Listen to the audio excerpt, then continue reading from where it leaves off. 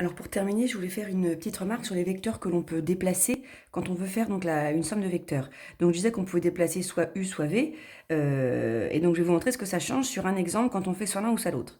Donc regardez ici l'exemple 4. Donc on avait déplacé le vecteur U qu'on avait donc mis ici pour faire U plus V, on avait obtenu W. Alors qu'est-ce qui se serait passé si on avait déplacé le vecteur V?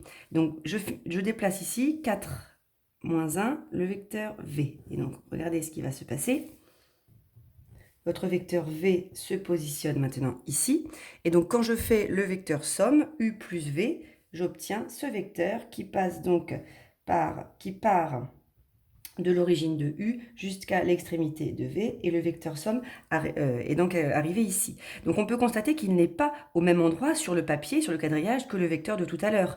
Mais en fait, ça revient au même, puisque ce vecteur a les mêmes coordonnées. Regardez, là je suis à -2, -4, et là je suis bien à -2, -4. Donc le vecteur W ici est un représentant du vecteur W ici. Ces deux vecteurs sont égaux, ils ont la même direction, même sens, même longueur. Donc on peut très bien obtenir, quand on a un petit exercice comme ça de somme de vecteurs à faire, sur le papier des vecteurs qui sont à des positions différentes, mais qui sont quand même égaux. Donc parfois, quand vous faites votre correction, vous pouvez avoir un vecteur qui n'est pas à la même place que moi sur le quadrillage, mais qui a les mêmes coordonnées, donc c'est quand même juste. Un vecteur n'est pas figé sur le papier, il peut se déplacer n'importe où. Une fois donné, mon vecteur, je peux le représenter n'importe où sur le quadrillage.